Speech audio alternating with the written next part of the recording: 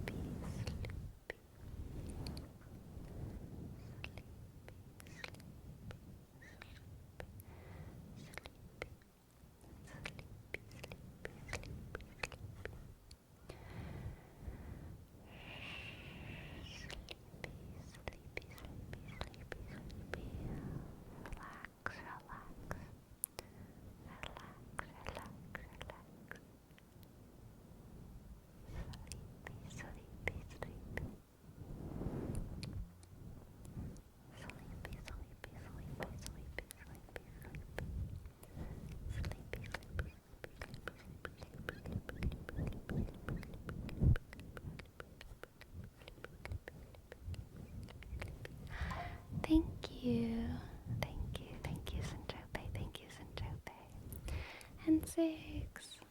Thank you for gifting us up. Disputer-man, thank you, 6. 6, 6.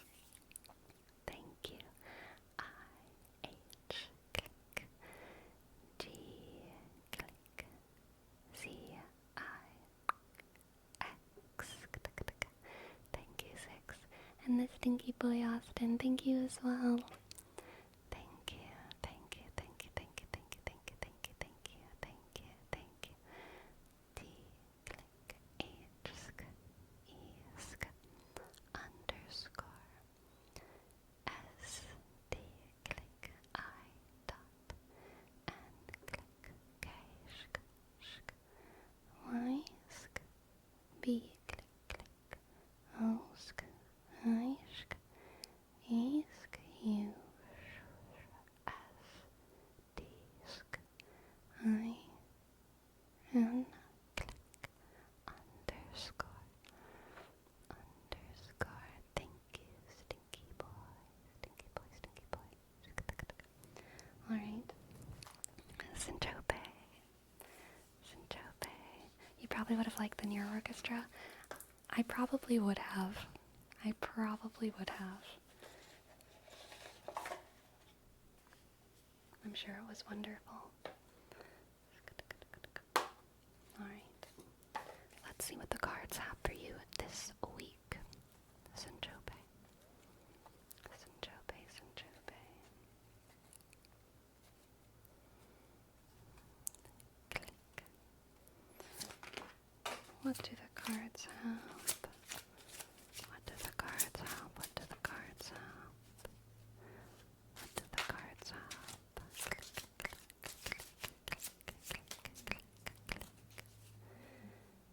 We have the 5 of Cups, the 7 of Cups, 5 of Cups, 7 of Cups, and the Moon. 5 of Cups, 7 of Cups, and the Moon.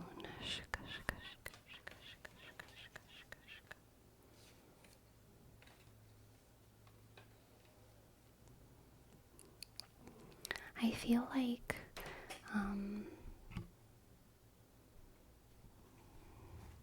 there's an idea in your head, almost like a nightmare.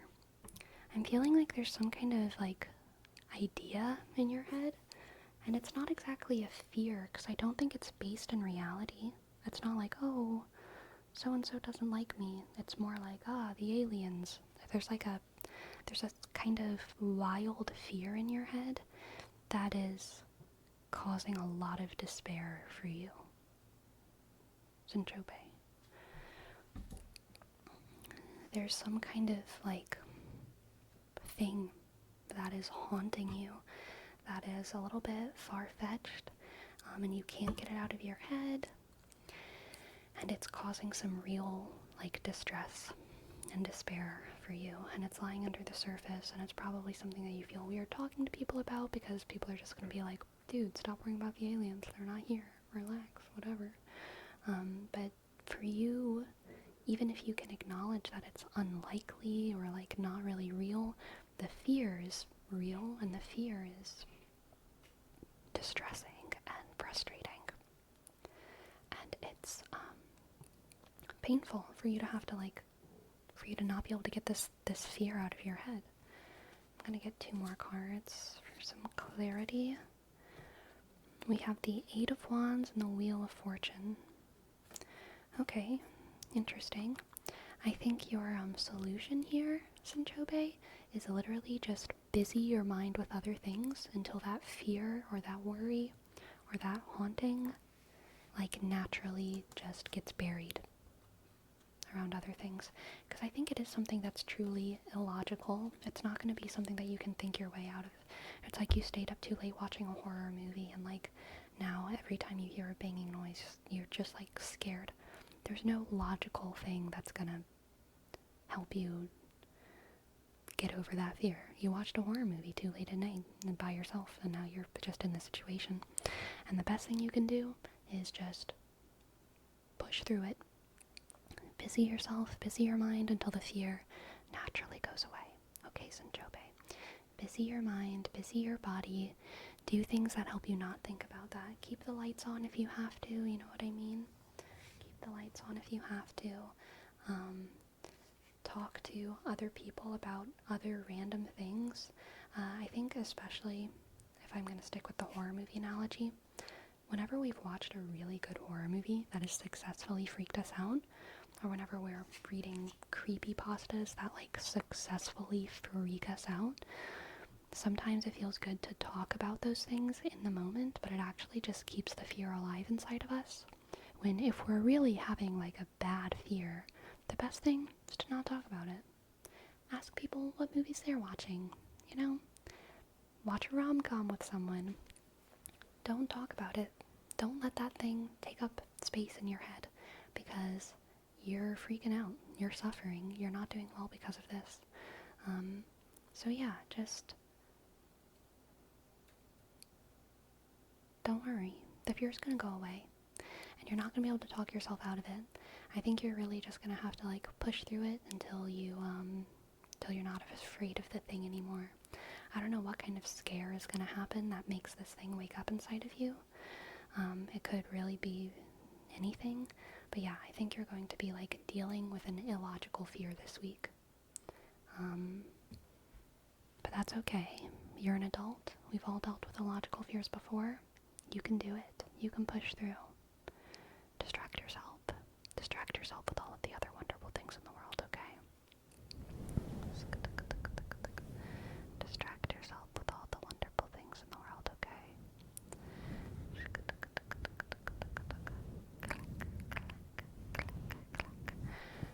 Jay, was it for sleepy? I think I did that one. The one for sleepy, sleepy, sleepy.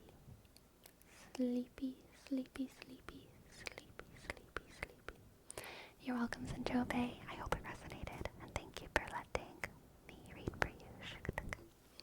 Sleepy, sleepy, sleepy, sleepy, sleepy, sleepy, sleepy, sleepy, sleepy, sleepy. Aw, Titanium, welcome to the chat. Hello, hello, hello. Welcome in, welcome in, welcome in.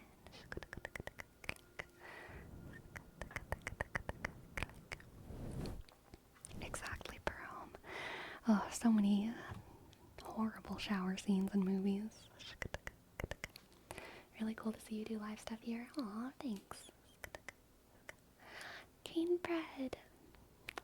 Thank you. Thank you for gifting us up. Cane Bread, Cane Bread.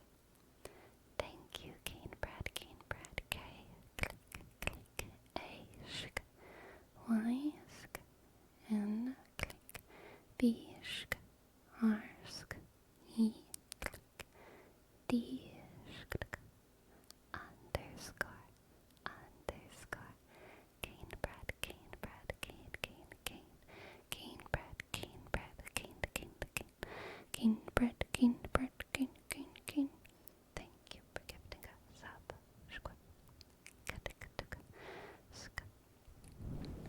Sleepy, sleepy for Destructicon, and a J. Sleepy, sleepy. Sleepy, sleepy. Sleepy, sleepy, sleepy. Magic Ash, thank you as well for your sub. Thank you, Magic Ash. Magic Ash, Magic Ash. Thank you. Click A, click G, sk, I, click C, A, sk, S, H, click, pipe, sk, Porsche, skuta, skuta, click, clack, skuta, skuta.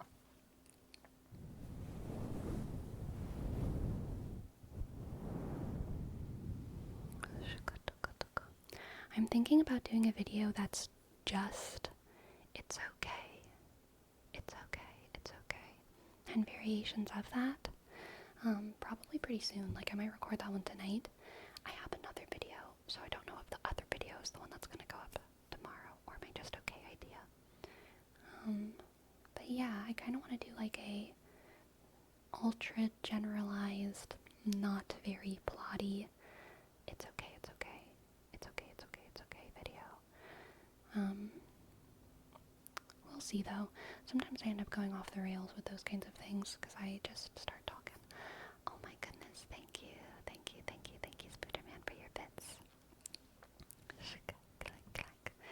Aw, see you later, see you later, see you later, Spooderman. Thank you for stopping by.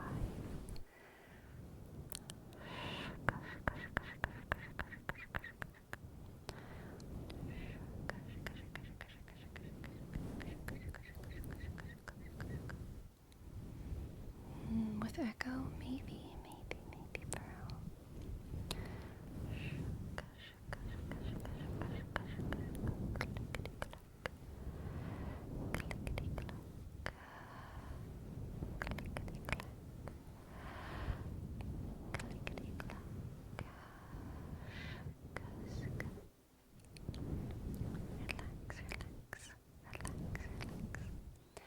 Okay, my friends, I am going to go take a quick little 5-minute break, but I will be back soon for more tingles, okay?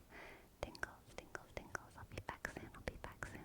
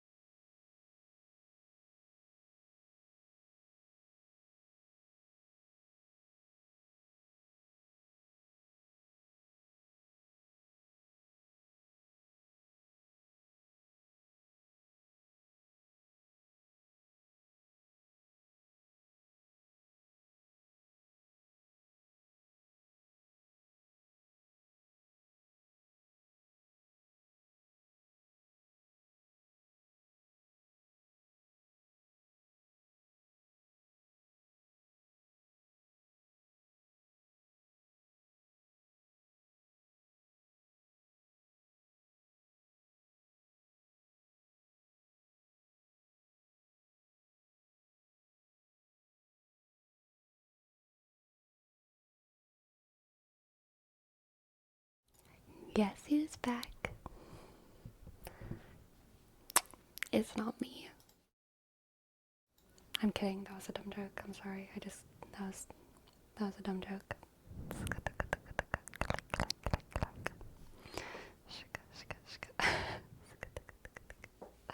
Hello everyone, hello everyone, hello everyone. Oh my goodness. No one look at this chaos going on down here, okay? No one look. No one look at my floor pillow and my stack of books that I used for my tripod.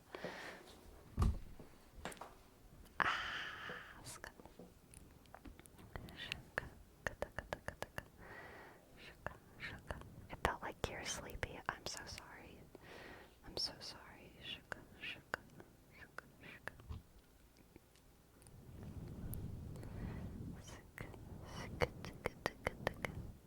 It's a recording in progress. Yes. Man, there's some streamers whose stuff behind them is like very funny to me. I don't want to name names. I'm not gonna. But there's some people who look like as time goes on, their background turns more and more like dystopic. Like they're actually just devolving into like a meme of themselves. I don't know how to describe it. It turns into such chaos behind them. It's the slow accumulation of stream-related things.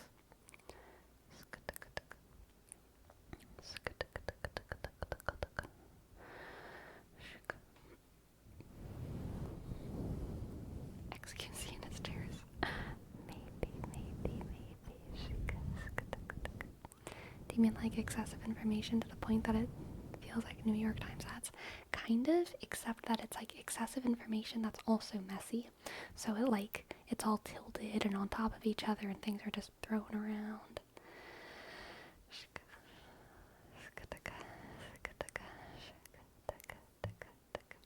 If you stream long enough, you just become a meme of your former self. Yeah, honestly, I think if you stream for more hours of your life than you don't stream, if you just look at your awake hours, then like you're more streamer than you are person.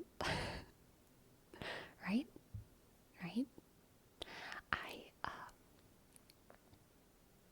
Yeah, there's streamers who stream like 8 hours every day, you know? And sometimes I think I could do that and be happy. I would have to do more than just ASMR.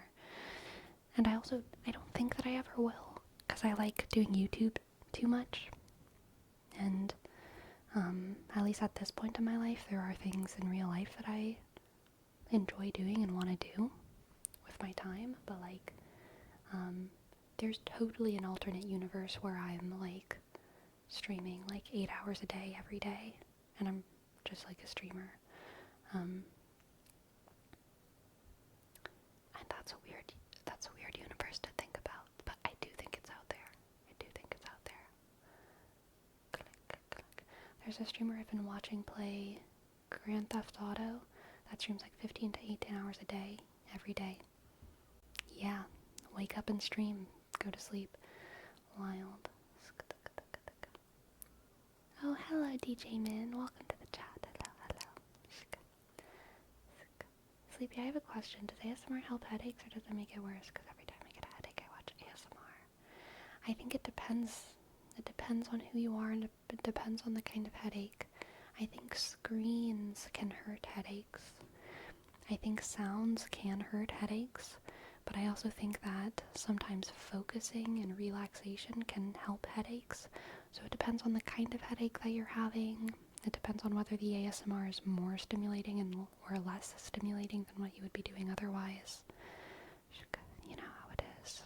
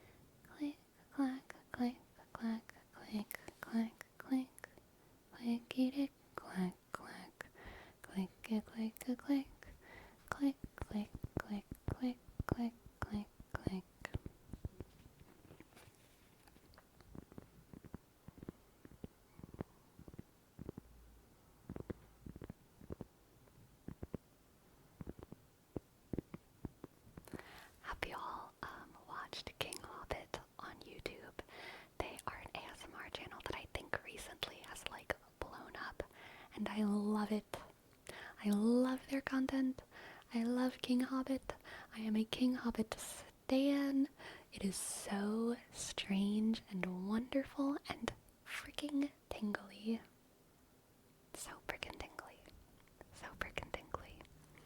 I'm enamored by their content.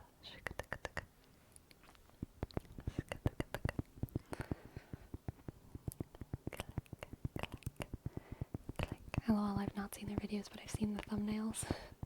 Yes. Yes.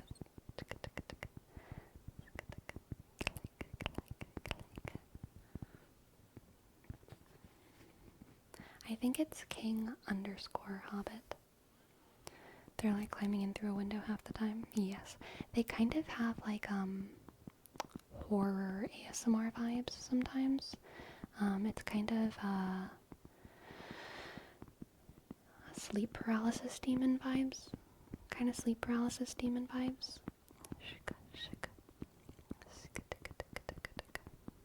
But I like it. I do like it.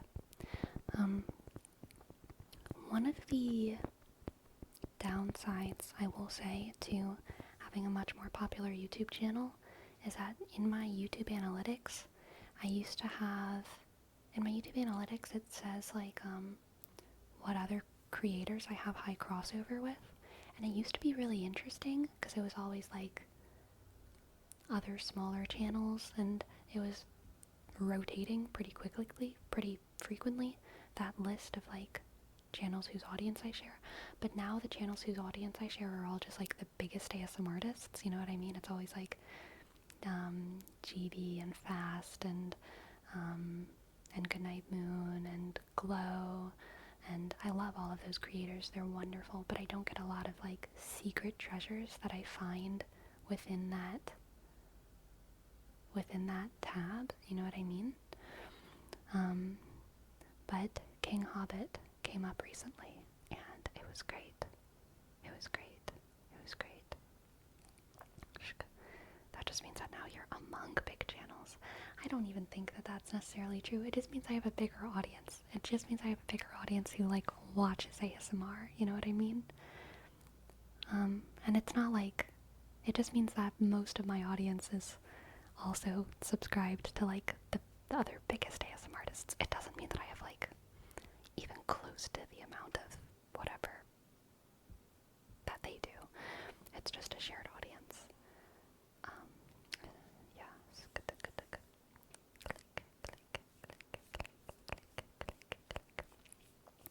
It's definitely not stressful, because I never really feel like I'm being compared.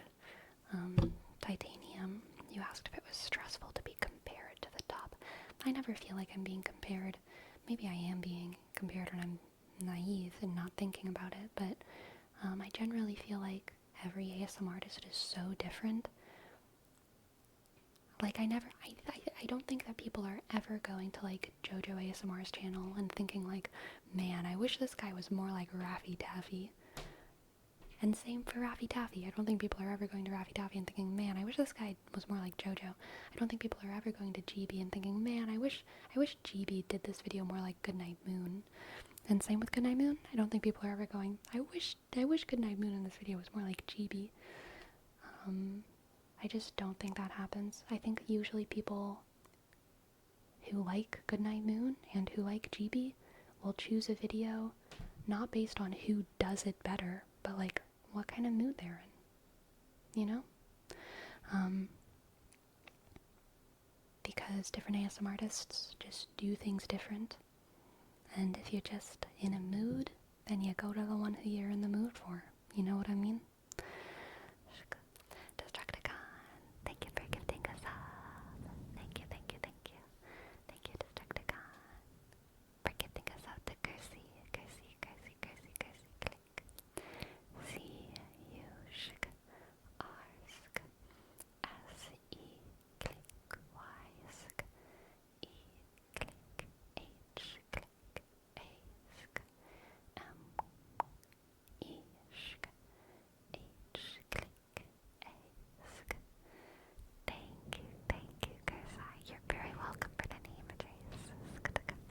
You can thank Destructicon for it, who's donated all of his name traces to whosoever he gives subs to.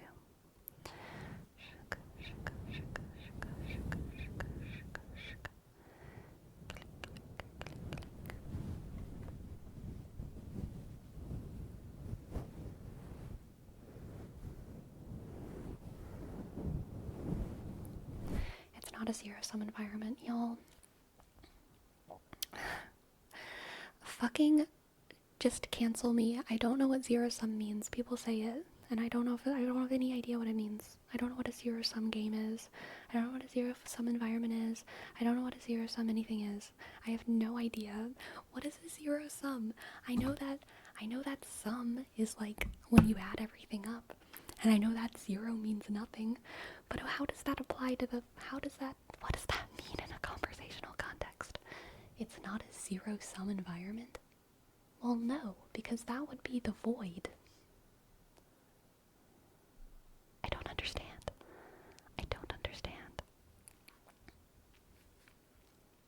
One cancels out the other. Basically, it means if one side gets something, it's directly taken from something else. Kind of like being unique, like you can only choose one. Okay. Zero-sum means like a ruthless environment where not everyone can win. Why is it called that, though?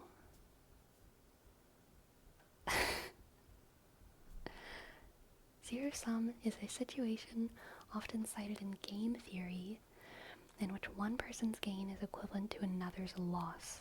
So the net change or wealth or benefit, okay, is zero. Okay, Weirdo Shop, thank you for giving me the reason. Zero-sum game means there's no net gain or net loss. It just means that two opponents who start out as equal and with one person at 100% and another person at 0. Like if someone makes $1, someone has to lose $1. Gotcha. Okay.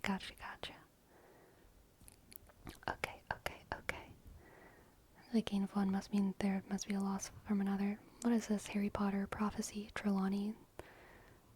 Neither can live while the other survives. Okay, Trelawney, let's not make this a zero-sum game. I don't know if the fight against the Dark Lord needs to be a zero-sum game, Professor Trelawney. Am I using it correctly? I think I'm using it correctly.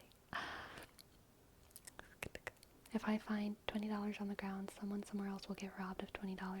So that was a sum game. Because you won some. You won some. So that's a sum game. No, that's a zero-sum game. That's a zero-sum game because someone lost it and you gained it. Got it. Sorry. I was just excited about finding $20. I was like, there's no way that could be a bad thing. Right. That's a zero-sum game. If you find $20 on the ground. Right. But if you find a can on the ground, if you find cans that you find in trash and you go and donate them or you go recycle them at the can store to get money, that's a sum game. Because someone didn't lose their cans, they just didn't want them anymore. They threw them away. That's a sum game.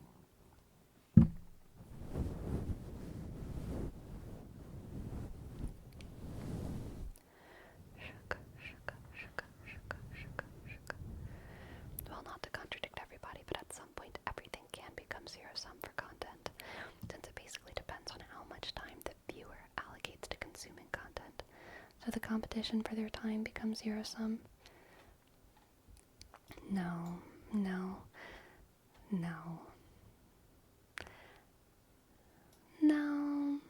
Content creators, see, content creators just need to encourage all of their viewers to have more children. And then we become countries.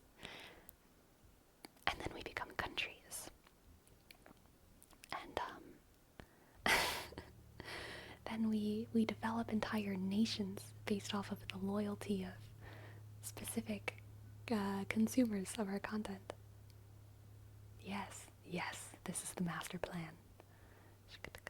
Yes, my audience, please have kids in my favor. Yes, exactly.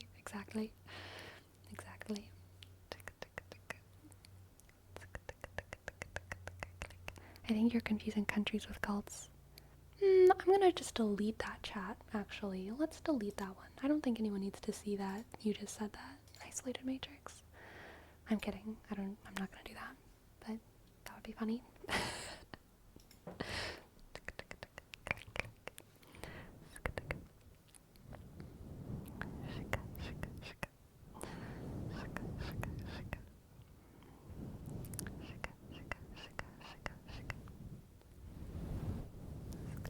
Silence the apostate. Yes.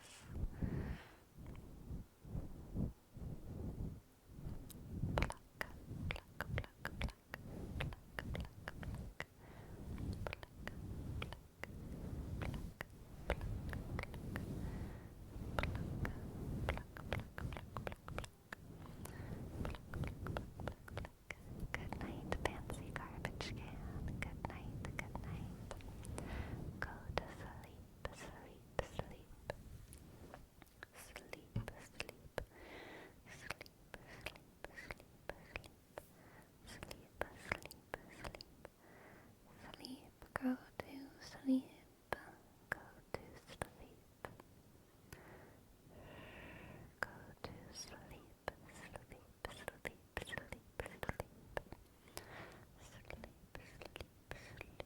sleep. Bless the mind that is too small for doubt. Bless the mind that is too small for doubt.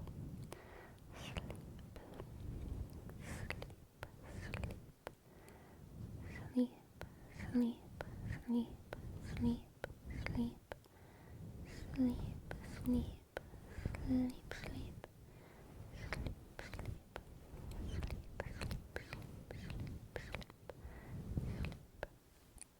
We will transition to only speak in Old English so the outsiders will be unable to infiltrate us. I feel like secret languages never go well. People just learn them. Eventually. Good morning, JD. Hello, hello. Good morning, JD. Good morning, JD, JD, JD. I can't sleep with all the new stuff I'm learning. Thank you for making me learn. You're so welcome, Ethan. You're so very welcome.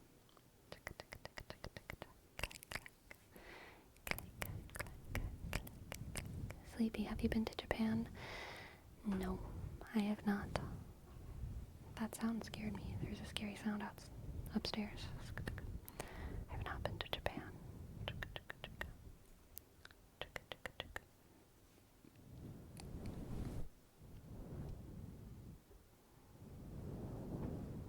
You're doing Japanese coursework. Well, listen to this.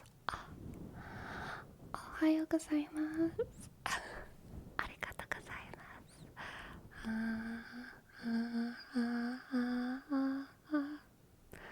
Moshi. I don't know very much Japanese. Nani? Konbanwa. Kohiyo. Hamburger.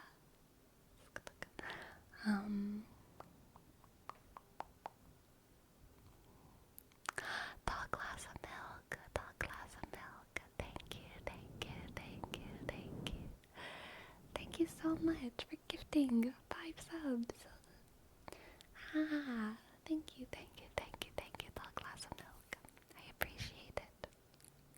T click A shk L G click L A shk C click O shk M click click I dot L K shk shk. Thank you, tall glass of milk, so very much. Oh, so very much. Thank you, thank you, thank you, thank you. Want to practice your Japanese? Actually, yes. That sounds fun. Daoshitano? Is that how you say that, Titanium? Daoshitano? Daoshitano? Daoshitano? Daoshitano? Daoshitano? Doshitano? Doshitano? God. Oh. Oh. Doshitano? Doshitano? Doshitano? Doshitano? Doshitano? Doshitano?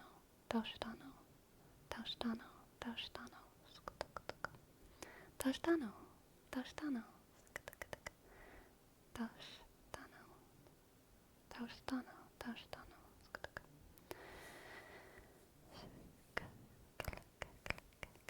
Yata? What's yata? What is yata? Is that just a good job? Yata? Yata? Yata? Yata? Yata? Yata? Sleepy. If you could choose one country to travel to right now, which one would it be? So, definitely England. And that's because I have, like, preparation brain. If I could just choose any country to travel to with unlimited resources, it would not be England. But I already know for sure in England, I have, friends that I could stay with. Like, in England, I'm just I'm gonna be okay if I get shipped off to England. I would love to visit France, but I don't know if I would be okay if I was just randomly shipped off to France, you know what I mean? Yata is hooray, gotcha, gotcha, gotcha, gotcha, gotcha. Oh, and we have a poetry reading in the Discord. Amazing, amazing. Ikuyo means let's go. Ikuyo, ikuyo, ikuyo, ikuyo.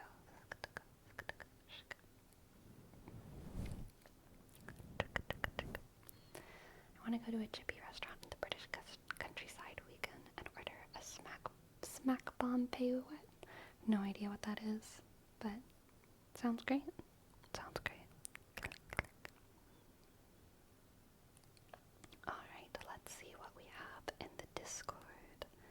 In the Discord, in the Discord, in the Discord. Oh my goodness. Dango Daikazoku. Dango, dango, dango, dango, dango, dango, Daikazoku. Dango, dango, dango, dango, dango, Daikazoku. I'm gonna mess up the verses if I try to sing them, so I'll just say them. Yancha na yaki dango, yasashi han dango, sukoshi. Wait, maybe actually singing will help me.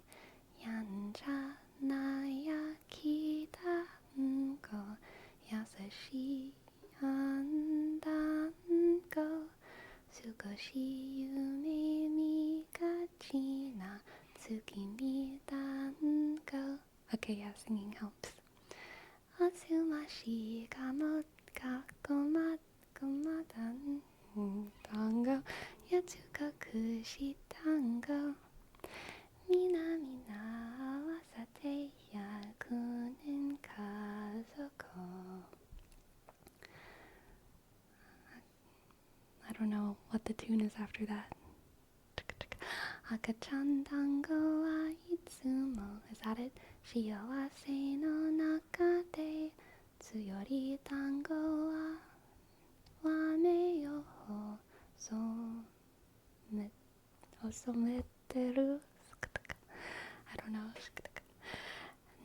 Nakayoshi dango te utsunagi. Oh, that's wrong. That's wrong. Nakashi dango de o tsunagi oke na marui wa ni naru yo. Machi o tsukori dango boshi no ue. Mina de wareu yo. Usagi mo sora de te o fute miteru. Dekai otsuki sama. Ureshi koto kanashi koto mo. Zenbu marumete. There we go. Your pronunciation is pretty good. Thanks. I watch anime sometimes, but I don't think my pronunciation's that good. Clan Out is top tier, but Clan Out After Story rips the soul out. It does. It does. It does. You might also like Bad Bunny, Where She Goes. Destructicon says. Wait a minute. This is Destructicon? What is this thing that you copied and pasted in the Discord?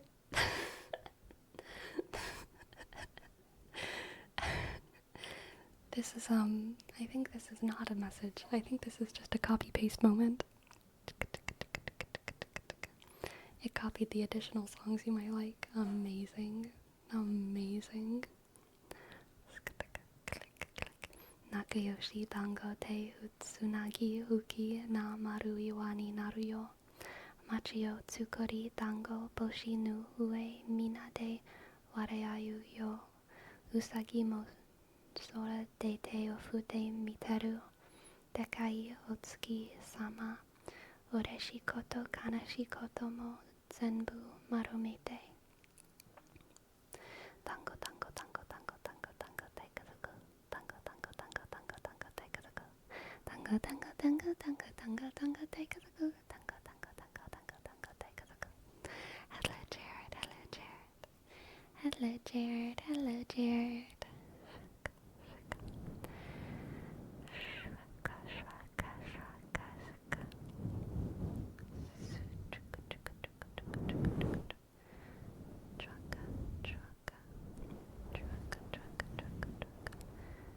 Traffic, traffic, traffic.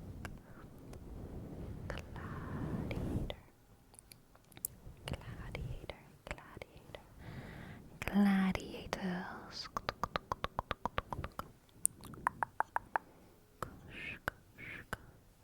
Relax, relax. Has anyone ever told you that you are just way too tense? You're way too tense, given that there's no war in Ba Sing Se. Your shoulders are scrunched, your jaw is tight, your eyebrow is forward. There is no war in Ba Sing Se. So you've really got to relax, because there's no war in Ba Sing Se, okay? There is no war in Ba Sing Se. There is no war in Ba Sing Se. There is no war in Ba Sing Se. There is no war in Ba Sing Se. You've got to relax, because you're just a little bit wild right now, okay? You're way too tense. You're way too tense. Stop waiting for things that aren't gonna come. Stop waiting for some war, for some cause that you don't even know about. There is no war for Ba Sing Se, nor should there be. If there was a war in Ba Sing Se, it would be pretty obvious, don't you think? Don't you think it'd be pretty obvious if there was a war in Ba Sing Se? But there isn't. There isn't.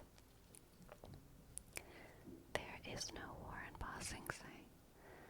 There is no war in Ba Sing Se, okay? There is no war in Ba Sing Se. Click, click, click. Is there a jet in Ba Sing Se? No. No.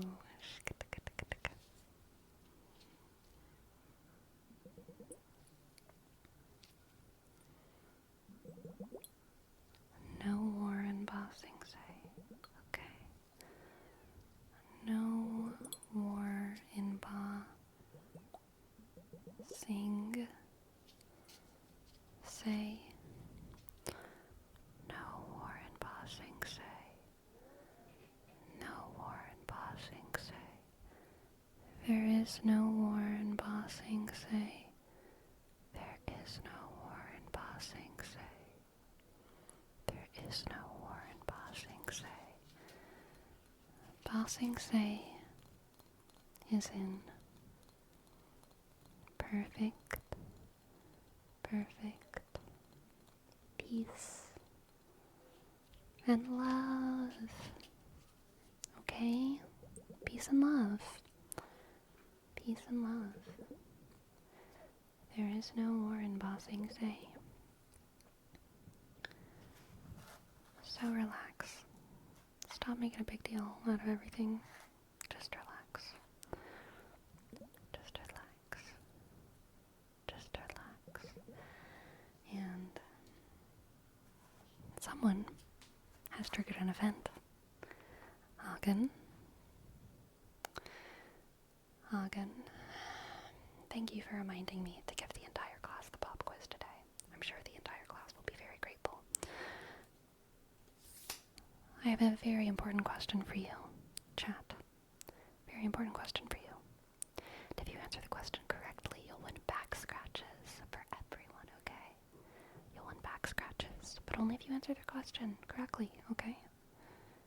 What is the capital of Wyoming? What's the capital of Wyoming? And here's your hint. Why, oh why, is Anne so shy? Why, oh why, is Anne so shy? Why, oh why, is Anne so shy? Why, oh why, is Anne so shy? Why, oh why, is Anne so shy? Why, oh why, is Anne so shy? Blyso, she do. Holy moly, Hagen, J-O, C-E-O, Jose, O-J, do the paste. Potato, Pearl, good job. You've won back scratches, okay? Scratch, scratch, scratch, scratch, scratch, scratch, scratch, scratch, scratch. Scratch, scratch, scratch, scratch, scratch. Scratch, scratch, scratch, scratch, scratch. Scratch, scratch, scratch. Scratch, scratch, scratch, scratch, scratch, scratch. Shh. This needs a scratch. I can tell it's itchy. Scratch it. Scratch, scratch, scratch, scratch, scratch, scratch. Ha! Okay, scratch, scratch, scratch, scratch, scratch. Scratch, scratch. Scratch, scratch. Scratch, scratch, scratch, scratch, scratch, scratch, scratch. Scratch, scratch, scratch, scratch, scratch, scratch, scratch. Good job. Good job, class. You've done well. You've done well. You've done well. And Oscar, Oscar, Oscar, Oscar, Oscar. Thank you for your sub, Oscar. Thank you for your sub. Oscar, thank you. L S C A F 3 6 7. Thank you, Oscar. Oscar, Oscar, Oscar, Oscar, Oscar. Thank you, Oscar. And we also have a name trace for Joshi. Joshi, Joshi, Joshi. J, click. O, S, H, click. Y, sk. Pipe, sk. X, sk. Thank you, Joshi. Joshi, Joshi, Joshi. Sleepy, have you ever played Portal or heard GLaDOS speak? I have. I played Portal 2 with someone when I was, I think I was 18, so whatever year I was 18. It was like 6 or 7 years ago. When was I 18? 8 years ago. What? That's crazy. That's crazy. That was 8 years ago? That is crazy. We are old. Portal 2 came out 13 years ago. Yep. Dang, you're like almost 40. Basically. Grandma. Call me Grandma Sleepy. Hello, kids. What's up? What's up?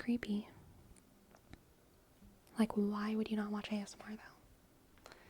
Like, if you watch, like, what else don't you watch? Are you, like, against watching things? Like, why would you not watch ASMR though? Creepy. Creepy. Shaka, shaka. Shaka, shaka, shaka.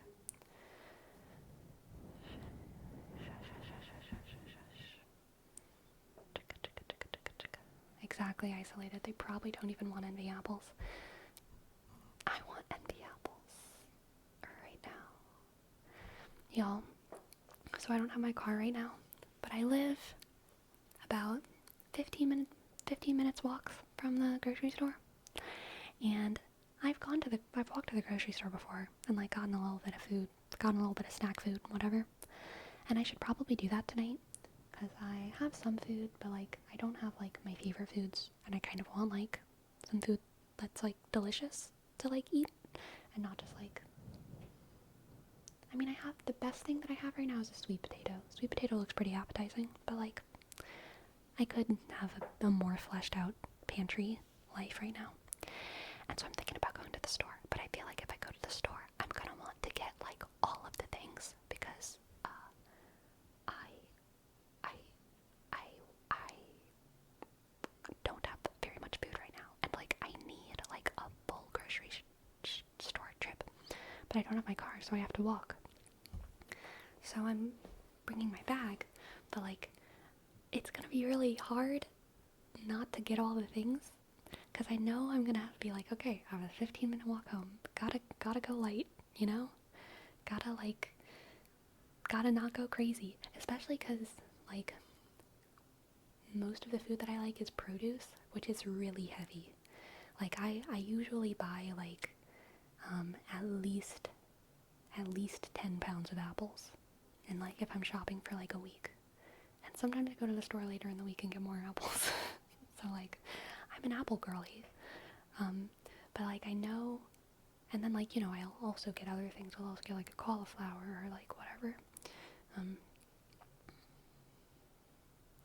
So I know I should, like, only get, like, 3 or 4 apples.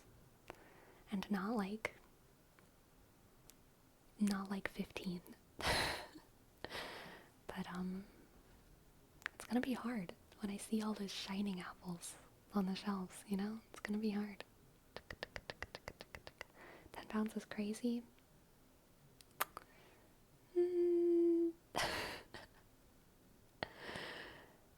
I don't know. I would say 10 pounds is like the max that I buy.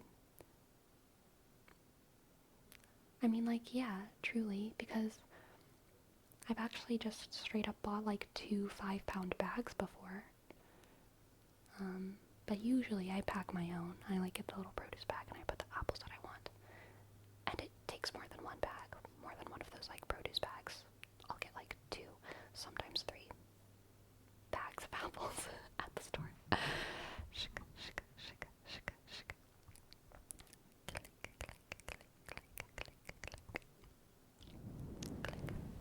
No, it's not 40 apples. I guess the apples where I am are quite big. I usually like to buy bigger apples rather than like smaller apples. So I usually put 5 to 6 apples in each bag. So it's like 15 maybe.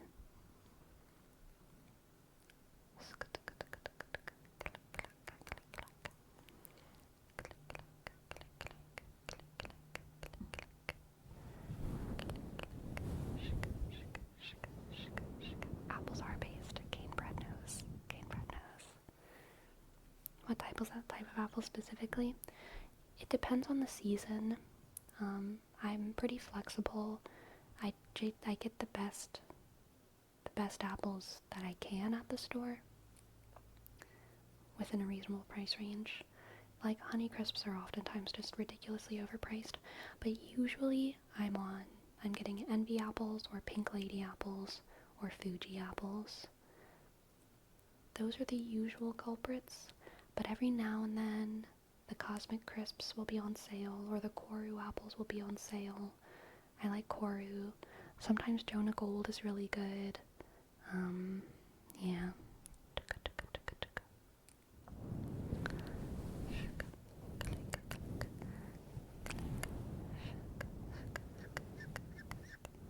Sleepy, if you end up going to the store, get yourself at least one pair of brass pair of peeps.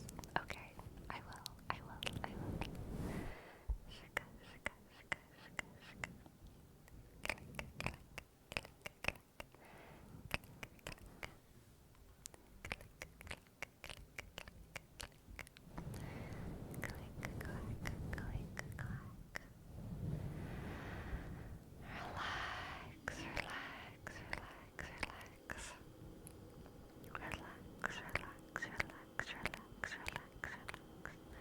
Pears are 10 times better than apples.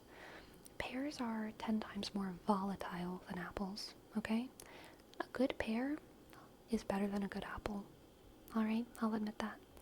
But a lot of pears at the store are not good, and apples are generally more consistent. And they stay better for a longer amount of time. At least the regions that I've lived in, the pears have been really, really volatile. But a good pear is better than a good apple, I will say.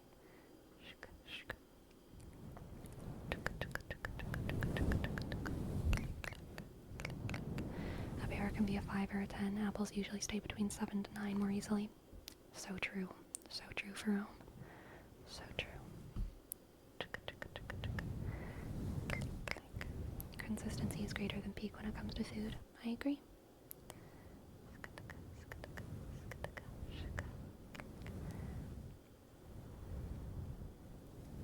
You cooked up the perfect take on pears versus apples so fast. You have no idea how long my fruit takes have been cooking, okay? This noggin here thinks about fruit many hours of the day for many years.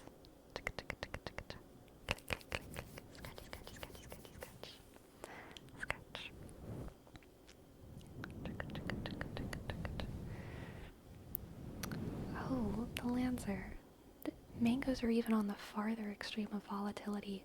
Not even volatility, just straight up not being good. Low quality mangoes in stores. Like 95% of the year, every single mango in the store is hard and green and flavorless.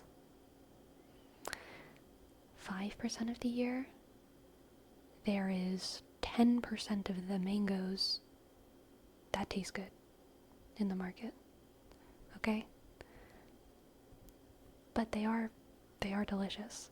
But like even when mangoes are in season and there's a high peak, a lot of them in the store are just bad. You really have to hunt for a good mango.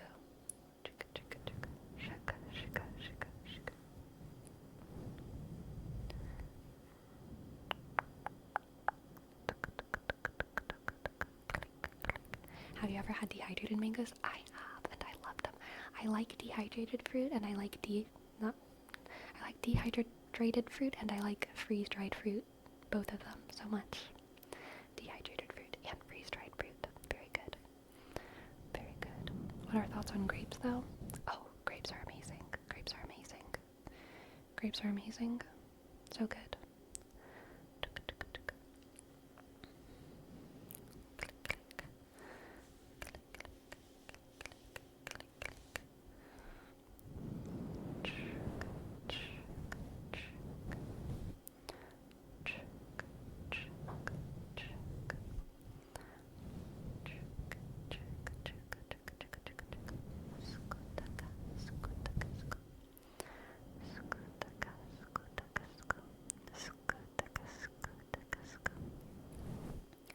Kiwi is a nice dark horse fruit.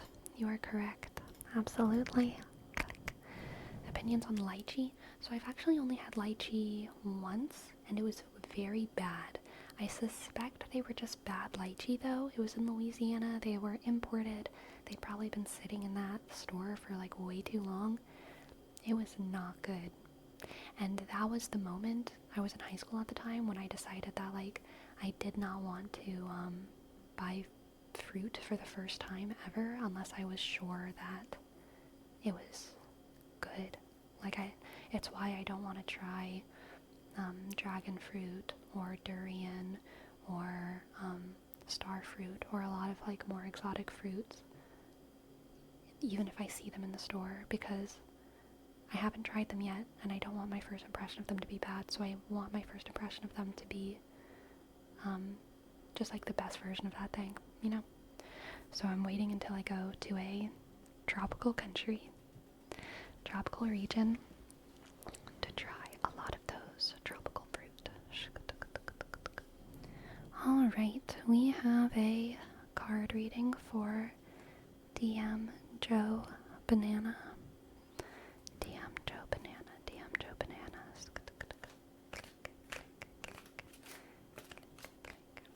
Philippines bet. So my travel destinations for fruit are, I would be equally happy going to any of them. Thailand, the Philippines, Vietnam.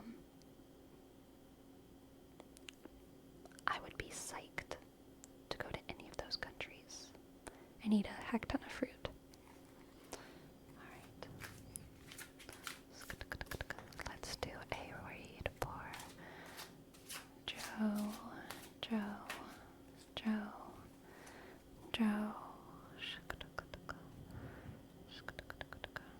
We have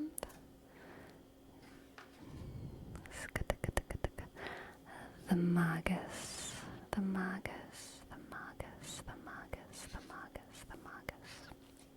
or the Magician, and the Hermit. Oh my goodness.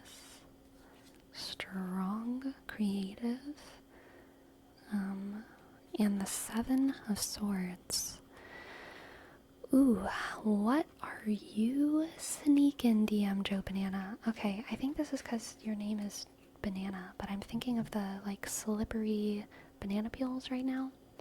I feel like Banana, Joe, DM Joe Banana. You're gonna be,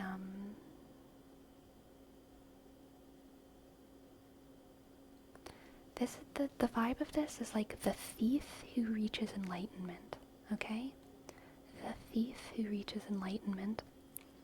The thief who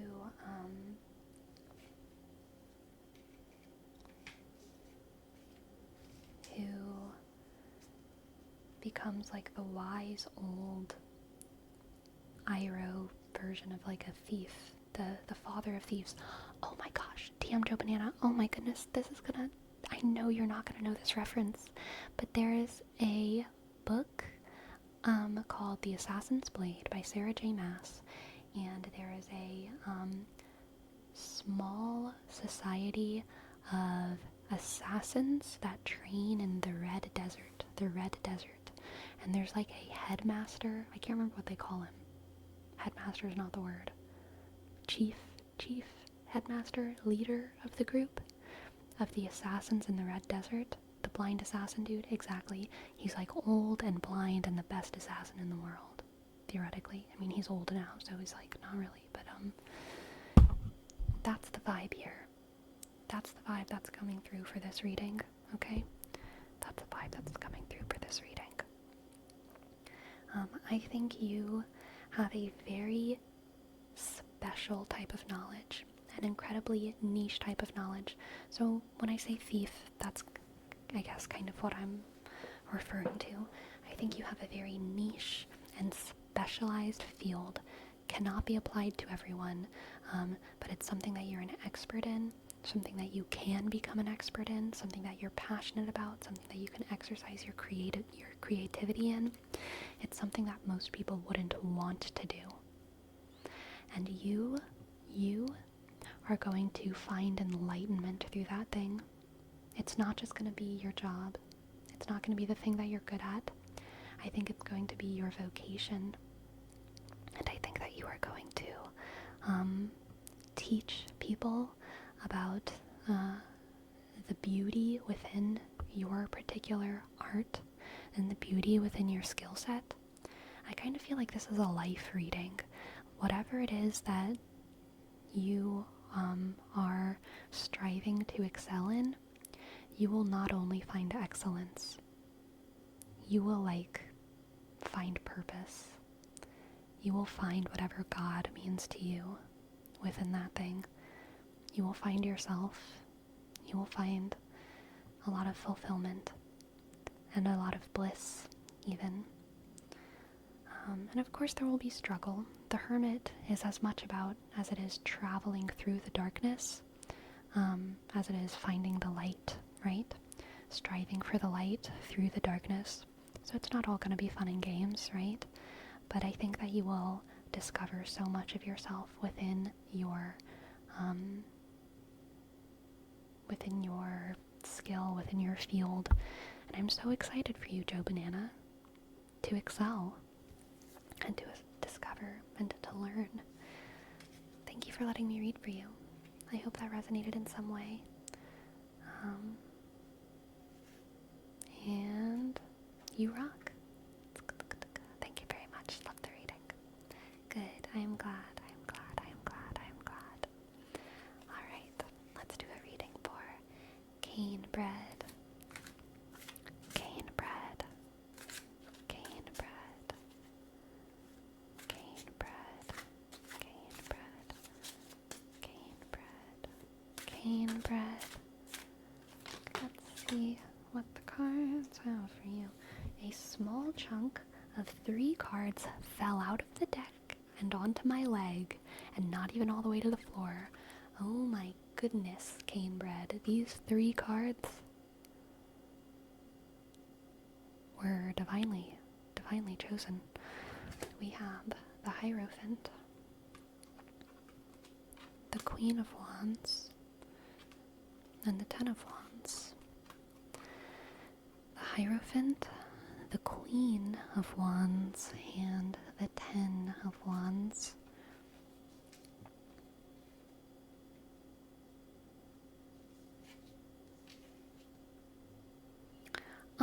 I feel like you're going to be doing some task delineation. What's it called when you decide to let other people do some things? Task redistribution? Delegating. Thank you, Destructicon.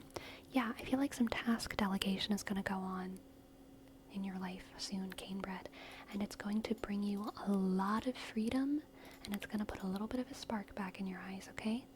A little bit of a twinkle. I think that there's parts of your current life, there's tasks that you're doing, jobs that you have, and they're really sucking away from your actual enjoyment of the thing that you're doing.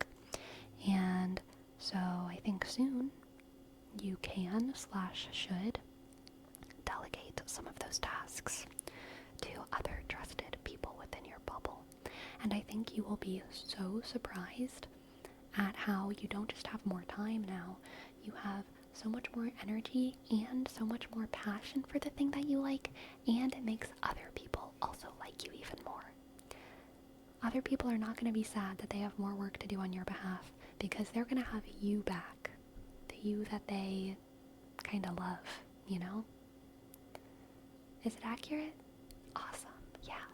I feel like it's going to be an opportunity for you to fall back in love with your work, to fall back in love with yourself, and for other people to fall back in love with you, because you have been running yourself ragged lately. You've been running yourself ragged. The Hierophant is kind of a disciplinarian, and somewhat judgmental, principled, hardworking. The Ten of Wands is about putting something down, letting something go.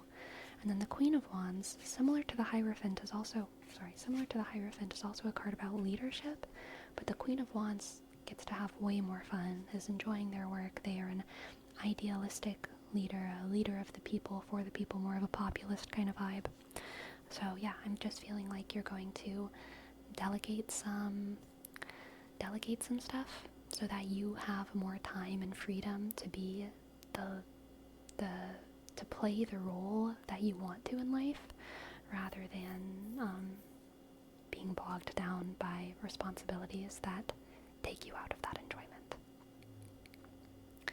Thank you so much for letting me read for you. I wish you so much luck, so much good vibes. And yeah, I'm glad it resonated a little bit. Thank you, thank you, thank you. Thank you, thank you. Thank you, thank you. And now we have a name wrap for Angel XD. Angel XD. Angel XD. Angel XD. Angel XD. Angel XD. Angel XD. Angel XD. Angel XD. Angel XD. Angel XD. Angel XD. Angel XD. Angel XD. Angel, angel, angel, angel, angel XD. Angel XD. Angel eggs. Angel eggs. Do you think angels lay eggs? Angel XD. Angel XD. Angel XD. Angel XD. Angel XD, Angel XD, Angel XD, Angel XD, Angel XD, Angel XD. They do have wings.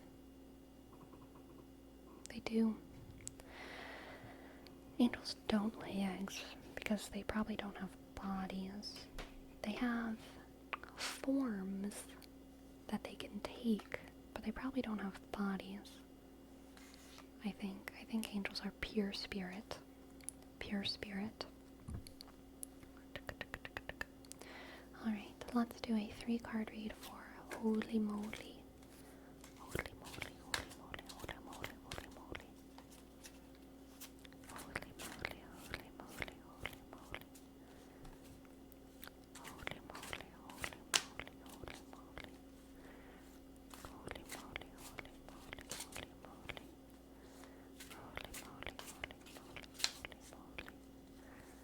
Holy Moly, Holy Moly, Holy Moly. Holy moly, holy moly, holy moly, holy moly, holy moly, holy moly. Almost dropped it. We have judgment, judgment, judgment. The 8 of Pentacles, and the Sun. Your hard work will pay off soon. Holy moly. Your hard work will pay off soon, alright? You've been working so hard and so long at something, and I have the feeling it's going to be something that's going to be evaluated. It's not just going to be something that exists just for you or something. You're waiting for some kind of literally judgment, right? Some kind of validation of this thing, whether that's a grade or a casting sort of situation, acceptance, or a degree, or an approval to do X, Y, or Z, or a prize. I think that you have been working, grinding away at something, and you're waiting for some kind of evaluation, and all of your hard work is about to pay off. That's the Sun. That's the Sun. This thing is going to finish. You're going to have successfully completed your mission. All of your hard work will be validated. People will see everything that you put into something. They will respect your work. They will celebrate your work. They will celebrate your work. And you will celebrate the completion of this long freaking project, okay? You will celebrate the completion of this long freaking project. And you are. That is very well deserved. I have 7 months left until I start college. That does fit actually. Amazing, amazing, amazing, yes. Oh, that's going to be so exciting for you. I think that whole new worlds will open up for you, alright? The Sun is so celebratory and the Sun is like Easter. It feels like Easter. It's like the springtime and endless opportunity. Endless opportunity and celebration of that opportunity is the sun. And I think that that's coming through after this just era of grinding. The Eight of Pentacles is just working and working and working and working. In your case, probably studying and studying and studying and studying. And it's all going to pay off soon. You're going to get to have that moment of celebration before the college grind starts. But there is going to be a lovely moment of celebration, and I look forward to that for you, okay? Holy moly. Thank you so much for letting me read for you. Thank you, thank you, thank you, thank you, thank you. Thank you, thank you. I'm even more excited for the fall now. Yay, excellent. Yes, yes. Buying the new pencil bags and the notebooks and the backpacks and the...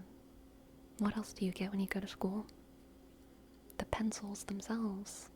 The pens, the nice pens. Oh my god. So exciting. Highlighters? Ah. Highlighters can fuck me up, man.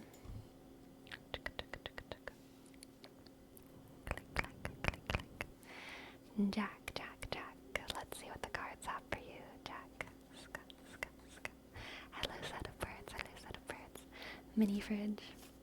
Yep. Your mini fridge that you take to school every day in your backpack. Absolutely. Absolutely. Absolutely. What do the cards have for? Jack, Jack, Jack, Jack, Jack. Jack, Jack, Jack, Jack, Jack, Jack, Jack, Jack. Jackety, Jack, Jack. We have the Knight of Cups. The Knight of Cups, lover boy energy. The Ace of Pentacles. New opportunity / resource. And Temperance, Temperance, Temperance, Temperance, Temperance, Temperance, Temperance. Okay. Okay, Jack. There's a slow burn coming on. There's a slow burn coming on. Who? There's someone. There's slow burn potential in your life right now, okay? There is slow burn potential in your life right now. And this doesn't necessarily have to be a new relationship. This could be a ongoing relationship. It could be new as well. Either way, it's a, it's an ongoing relationship, whether or not that relationship is like a girlfriend-boyfriend marriage or / marriage thing. That's what I'm saying. So this could be a, I do think that this is like a romantic thing, but this could be either a new romantic thing or it could be an old romantic thing that is starting to feel a little bit, starting to have a slow crest in affection, if that makes sense. I feel like the Ace of Pentacles is a sort of triggering, instigating event or moment that is going to make you see this other person in a new light / see them in their best light again, if that makes sense. There's going to be a person who you're probably accustomed to them being in your life, coworker, friend, whoever, and then someday soon, it could be a wife, girlfriend that you've had for a long time, you're going to see them like in the sun, you know? And this is a metaphor. This could be you seeing them on stage, you seeing them playing the piano, you seeing them talking to a kid or talking to your parents or doing something that they love. You're going to see them doing the thing. Just like the thing, and you're gonna like have this heart swelling feeling of like, oh my gosh, this person is just beautiful to me. This person is so beautiful to me, and I can't believe that I didn't like notice it before this moment. Like, you may have noticed it a long time ago. You may have noticed the potential for it, but you're in a stage of, like, that being not something that you're actively thinking about. And all of a sudden you're going to see it and you're going to think about it. And it's going to be like, damn, this human is beautiful. This human is so special and so important and so beautiful. And that's going to wake up that Knight of Cups energy, alright? Knight of Cups feels so much love and shows that love in fairly conventional ways, you know? They want to give people flowers, and they want to spend time with people and do nice things for them. And it really is just that, like, slow burn, dedicated, affectionate love energy. Sharing affection with someone else. This is a little knight of birds, or yeah, a knight of cups, which is a bird between all these little cups. But it's making me think of, like, birds that are sitting next to each other on one of those, oh, what do you call it? One of those water things in a garden. It's like full of water in a garden, and the little birds come around and they drink out of it, and they're just being so freaking cute. Bird bath? Yes, bird bath. Just like simple and beautiful and adorable. And then temperance again is, I think, pointing towards the long-lastingness of this thing, the steadiness of this thing. I don't think anything in this reading is about, like, a world-shaking event. It's not about you, like, meeting someone for the first time. It's not about you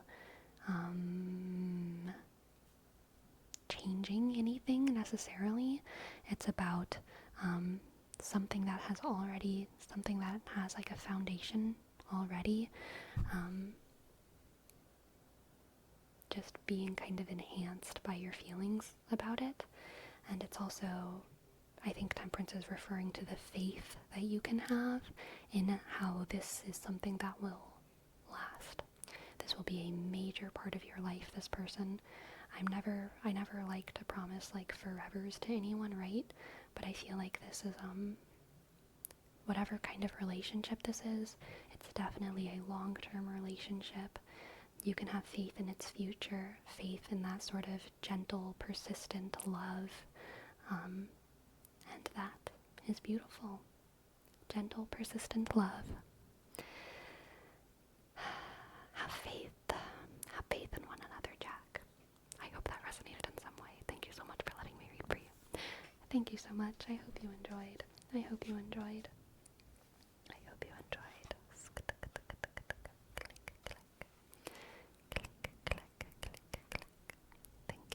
Thank you.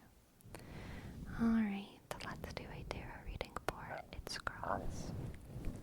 It's cross. It's cross. It's cross. It's cross. It's cross. It's my first read. Please be gentle. I will try my best to be gentle. The cards will do what the cards will do, but I will try my best. This deck is very gentle, okay? This deck has very few bad reads, I feel like, but we'll see. It's cross. It's cross. It's cross. It's cross. It's cross. It's cross. It's cross. It's cross. It's cross. I'm gonna have to think on that one anyway. Anyone that may have had potential has kids now, and I don't want kids ever, so there's no chance now. Interesting.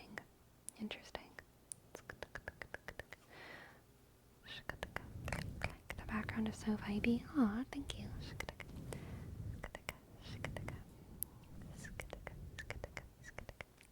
Alright, let's see what the cards have for It's Cross. We have the Knight of Swords, the Knight of Swords, the Two of Cups, and the Queen of Wands. The Knight of Swords, the Two of Cups, and the Queen of Wands. The Knight of Swords, the Two of Cups, and the Queen of Wands.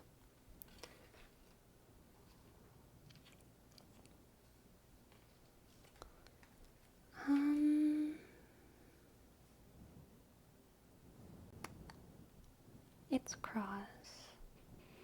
This isn't a bad reading, it's also not like the most sweet. I feel like you are in a sort of superficial situation, and I don't necessarily think that this is romantic. This could very easily be like two BFFs, two bros, two friends. It could be romantic though as well. But the reason it has a particularly non-romantic vibe to me is this Knight of Swords, who's generally kind of aggressive and combative. You can have romantic flirtationships or relationships with people that are kind of combative and competitive.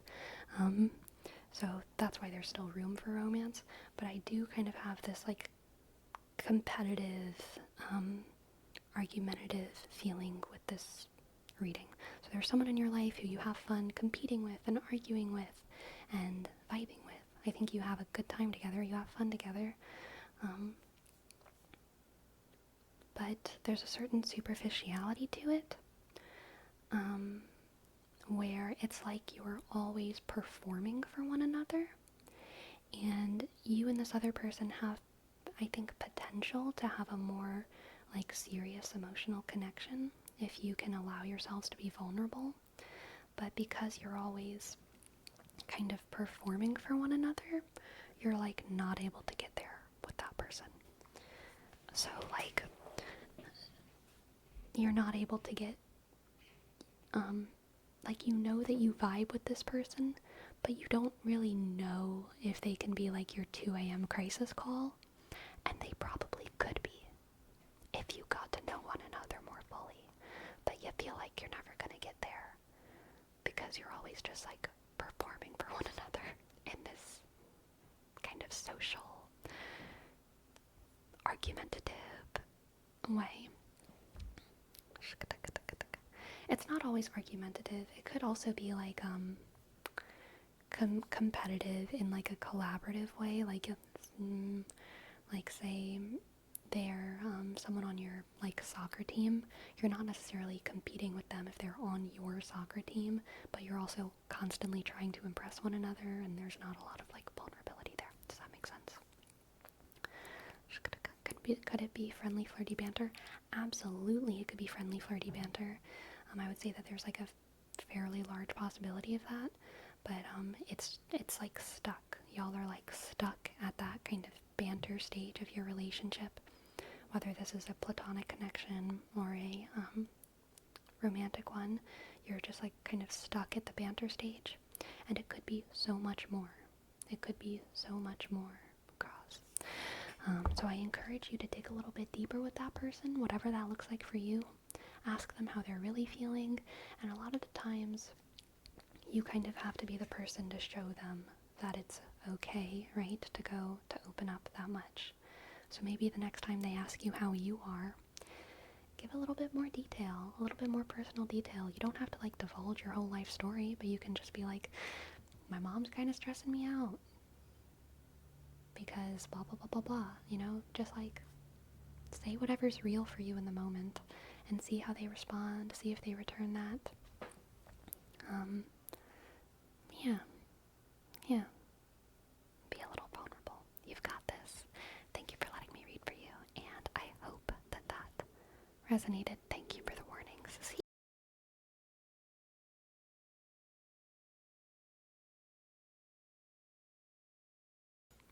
Food mute success. Thank you, everyone.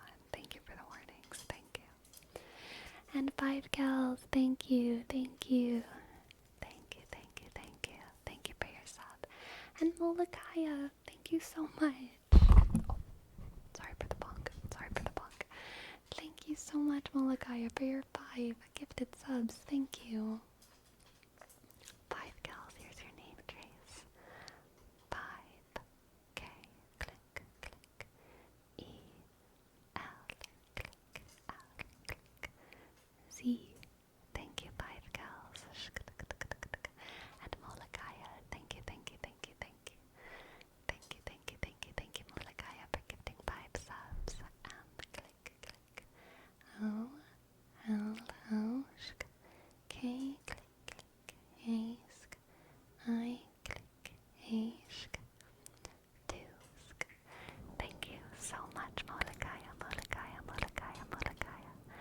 Mulakaya, mulakaya, mulakaya, mulakaya, mulakaya.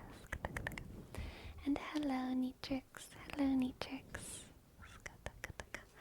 Rar, rar, rar, rar, rar, rar, rar, rar. Rar, rar, rar, rar, rar, rar, rar, rar, rar, rar.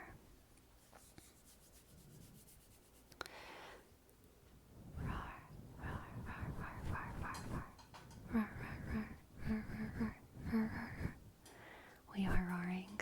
It is roar hour. It is roar hour. Roar, roar, roar.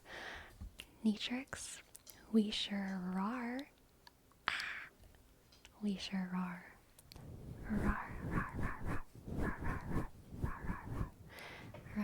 roar, roar, roar, roar, roar, roar, roar, roar. Click, ska, shika, shika, shika, shika. Tuka, tuka, tuka, tuka, click, click, ska. All right, let's do one more card reading for Blondie Boo. Blondie Boo. My power is out because California has bad power infrastructure. Oh no. That sucks, McJake. Someone else earlier had power out. Hey, man. I'm sorry. Thank you for stopping by anyway. Blondie Boo. Blondie Boo, what do the cards have for you? Blondie Boo, Blondie Boo, Blondie Boo. What do the cards have for Blondie Boo? Blondie Boo, Blondie Boo, Blondie Boo. We have the Nine of Wands, the Nine of Wands, the Lovers. The Nine of Wands and the Lovers, always a curious pair. And the Ace of Cups.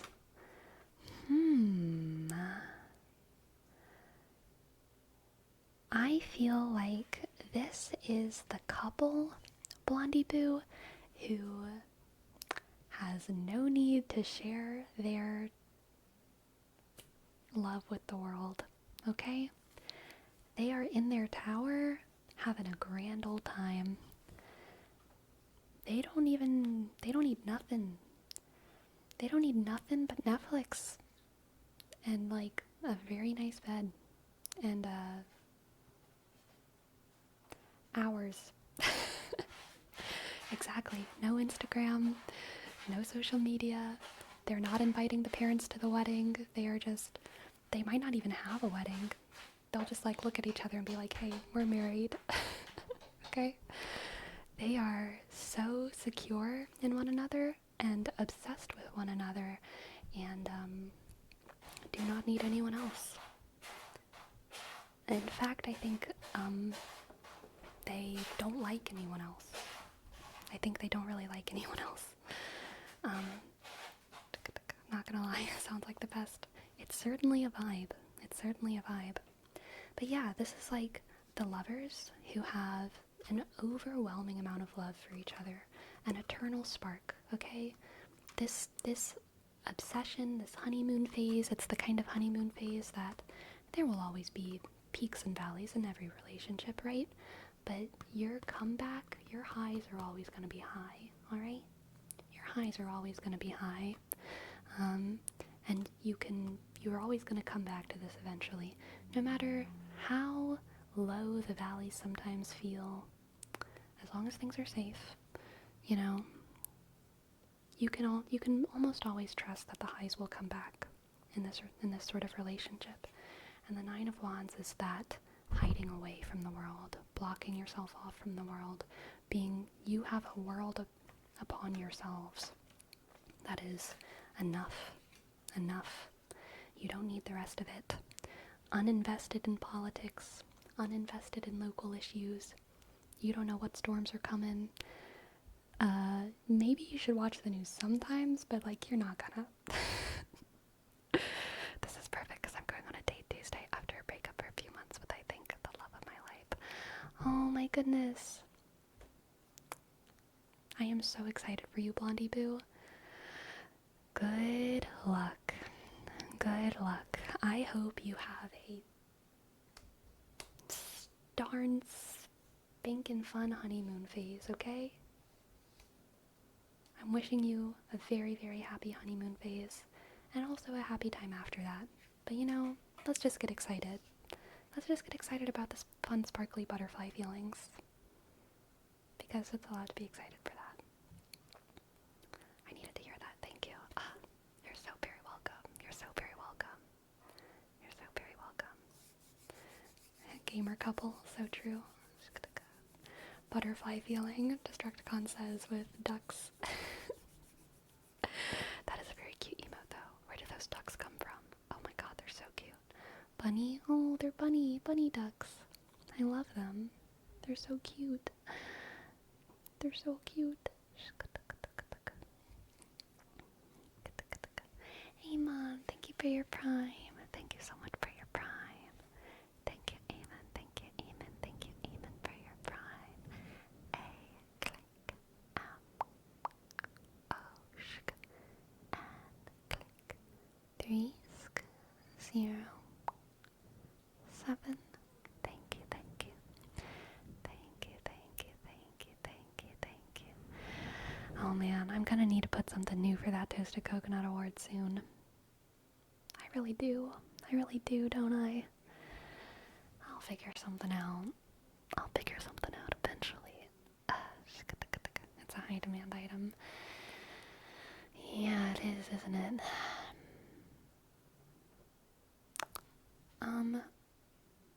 Sometimes I feel like, what if I just lived a life where I, like, didn't give a fuck? You know what I mean?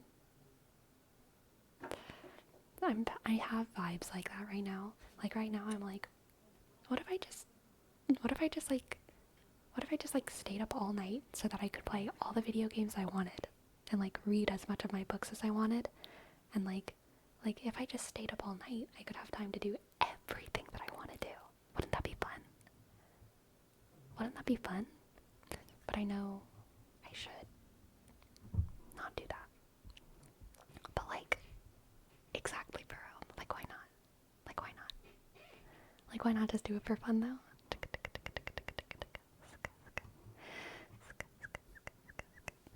No boo. No boo, no boo, no boo, no boo. Thank you for your sub. No boo, no boo, no boo, no boo, no boo, no boo. And click, shk, B, sk, U, shk, N, click, A, sk, G, click, A, sk, U, shk, W, click, U. Thank you, thank you, thank you. No boo, no boo. We can only sleep during the day. Yeah, but like, what if I just stayed awake forever? For 5 days straight? What if I just stayed awake for a week? Sleep is so overrated. I mean, think about it. You could, like, go to sleep and live for, like, 85-ish years, or you could not sleep at all and live for, like, a week. Which would you choose? Which would you choose? Which would you choose?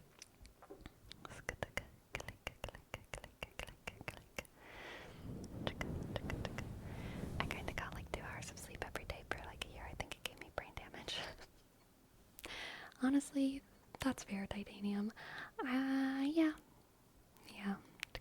I don't think you could do that, Sleepy. I actually don't think I could either. Like, the longest I've ever stayed awake is like 26 hours, and I'm done. I'm done at that point.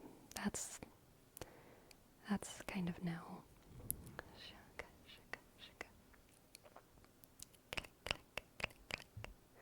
Sleep is important.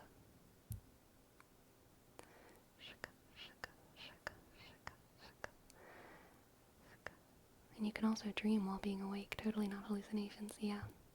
True. True. There's so many ways to hallucinate without being crazy. You can not sleep. You can hang upside down for too long. You can not eat. You can spin around in circles with headphones on, blaring scary music, and then stop.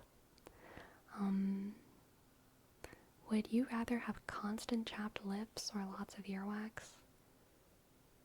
I have no idea. Neither.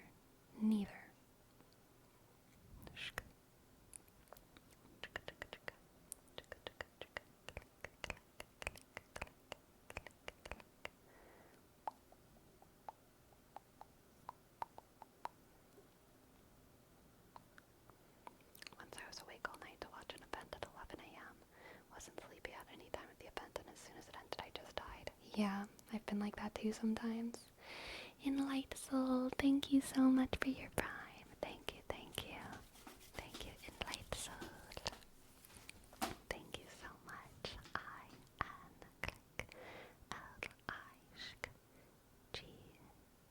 click, D-click, S-O, click, use, Enlight Soul, thank you.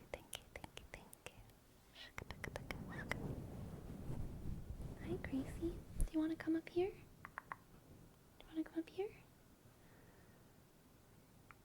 Yes. She's in a playful mood. She has her food energy now.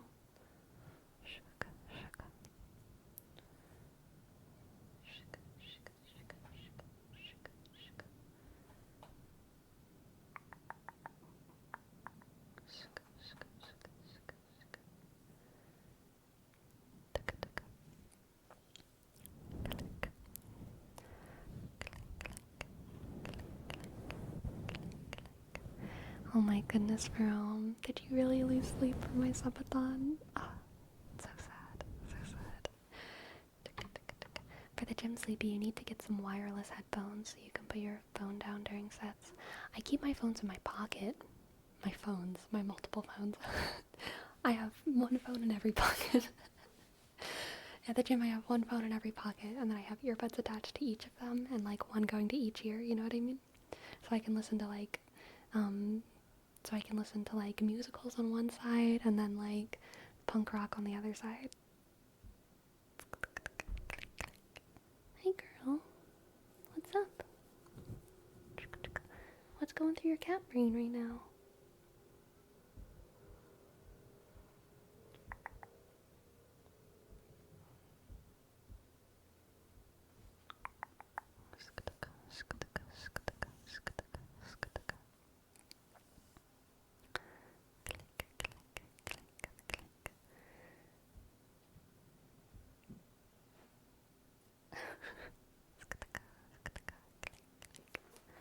Oh no.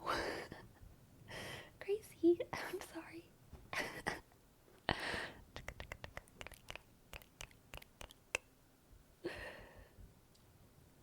There we go. That was a good jump. Oh, you got my finger. Very good.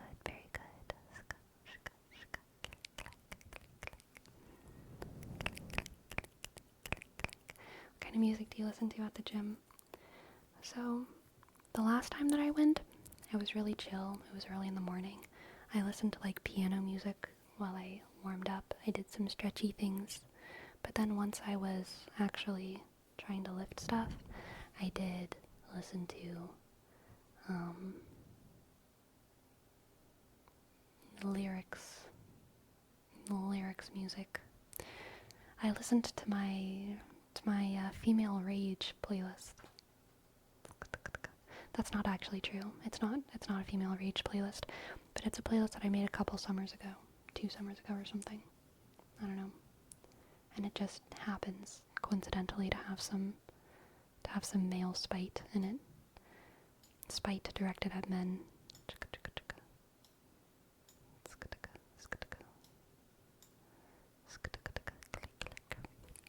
But there's also just a lot of summer songs. Just a lot of happy summer songs. Happy summer,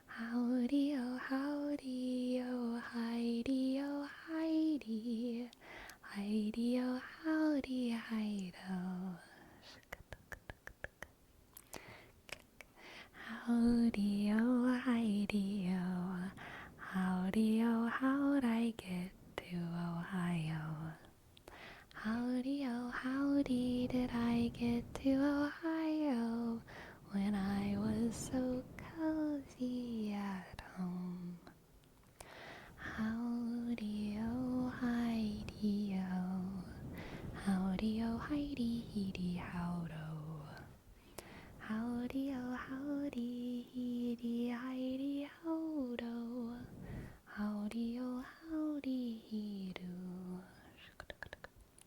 What you hear after walking into a tavern after slaying some goblins. Yeah. Yeah. People singing about Ohio all the time in Skyrim.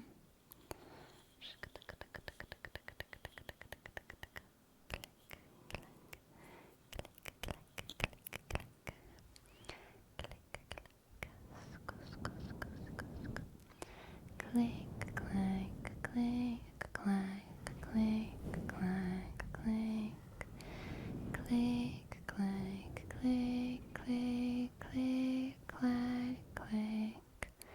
Clickety clack, click, clickety clack.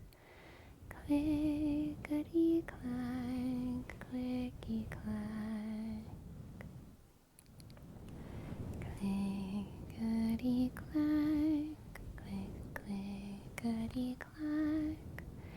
Clickety clack, clickety clacky dack. Clickety clack, click, clickety clack. Click, clackety clack, clickety shka, shka. You know the intro that goes howdy oh hi? Yep, yep, yep, yep, yep. The Skyrim intro. Do you know any ASMR intros? Oh, is that an ASMR intro? Howdy oh hi? Who does that one? Who does howdy oh hi? I'm doing Companion's Dawn card for the first time and I just became a werewolf for the first time. Oh my goodness, that's exciting, Plyso. That's exciting.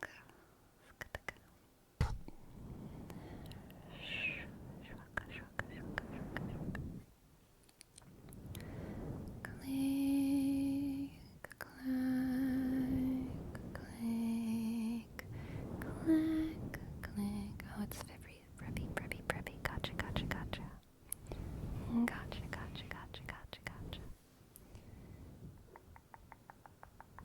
She's a little cat bun. Just a little cinnamon bun of cat.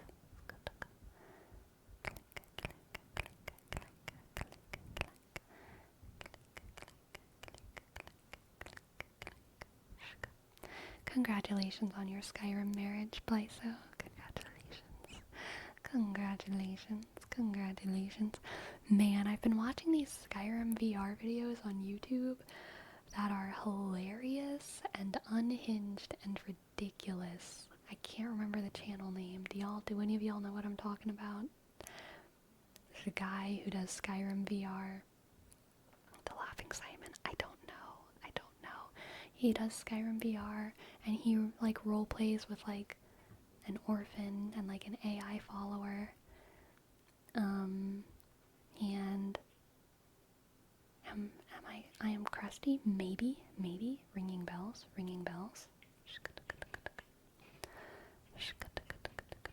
He drags people. Yes. They're so funny. Very funny videos. I played modded Skyrim VR like 3 years ago, but still have dreams about living the experience again. Really? Wow.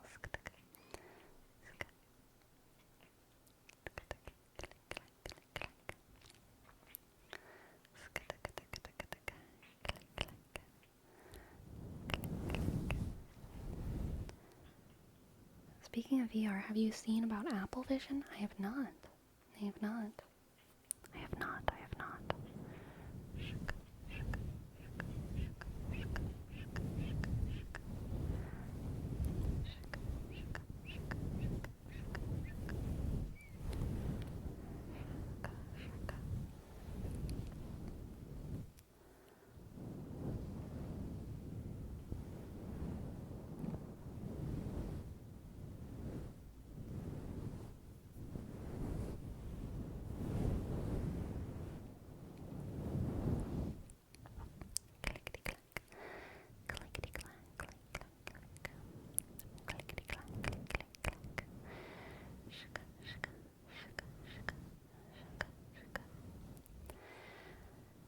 Do you not have an intro from your own YouTube videos? I don't.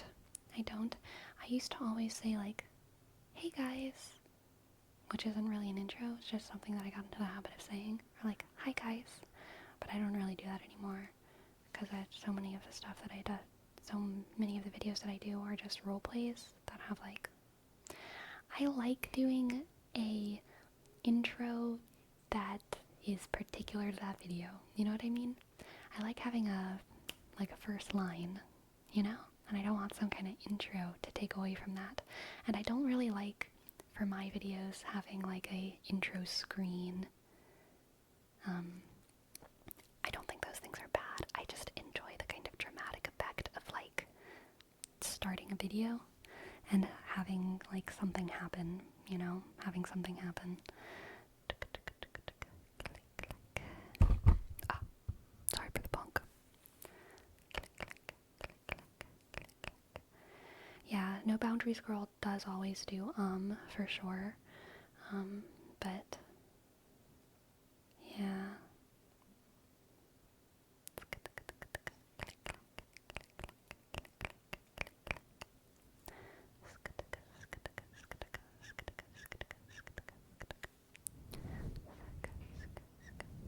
Librarian one is your best. More librarian is coming soon.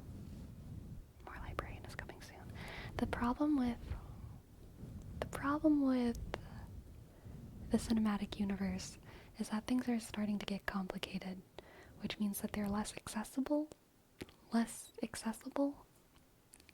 and probably less, I don't know, less immersive, because they're less accessible. The lore is getting too deep, exactly, TLC. I still enjoy it, but I am cognizant of the fact that, like, I think new characters are kind of the way to go. I think new characters are generally the way to go. But I will have still people coming back every now and then. Do you ever do trigger focus videos? I do, sometimes. Not super often.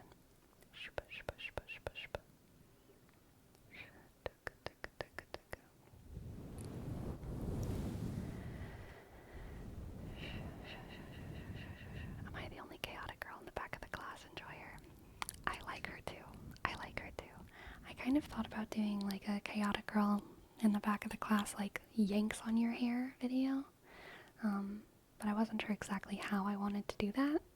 But it's still an idea that I have in my head. Just pulling on your hair. Because like playing with your hair, one thing, but I think it'd be fun to like yank. Just for the sake of chaos.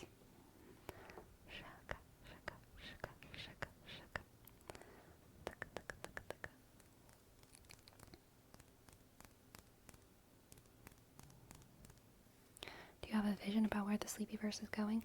I do have a vision. I do not know if it will come to fruition.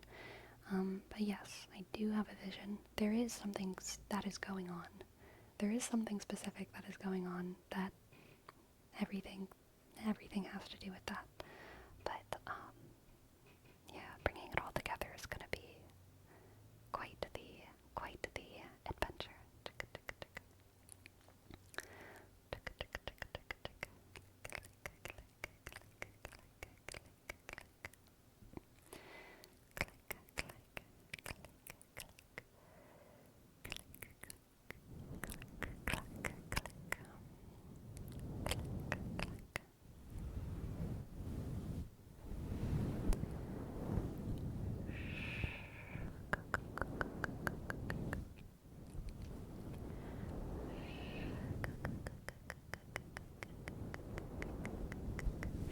I have basically two options for the ending. Obviously not going to say what they are, but there's like a good ending and a bad ending, I guess you could say. And I don't know which one will end up being the one that I go with, but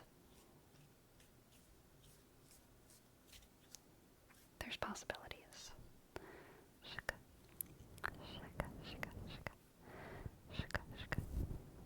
Maybe it depends on the comments. maybe y'all in the comments will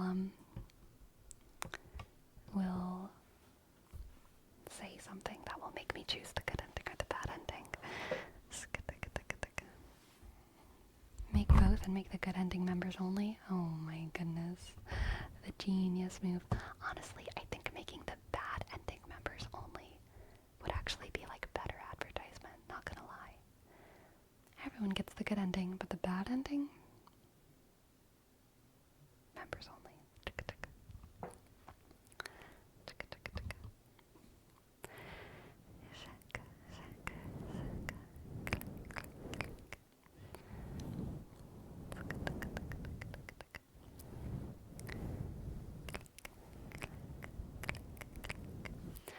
Alright, my friends. It is that time. It is time to say goodnight and goodbye. I've had such a lovely time streaming with you all tonight. Oh, I've been bonking my mic like crazy. I've been making sounds. I've been petting my cat. But I've had a wonderful time. Thank you so much for hanging out with me.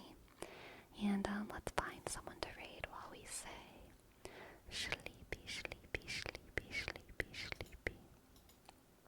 Sleepy, sleepy. Sleepy, sleepy, sleepy. Sleepy, sleepy, sleepy, sleepy, sleepy, sleepy, sleepy, sleepy, sleepy, sleepy. We're raiding the ASMR nerd. They're doing some Euro Truck Simulator. Doesn't look like they've started yet. Sleepy, sleepy, sleepy. But I'm sure it's gonna be a great time, okay? So let's give them all the support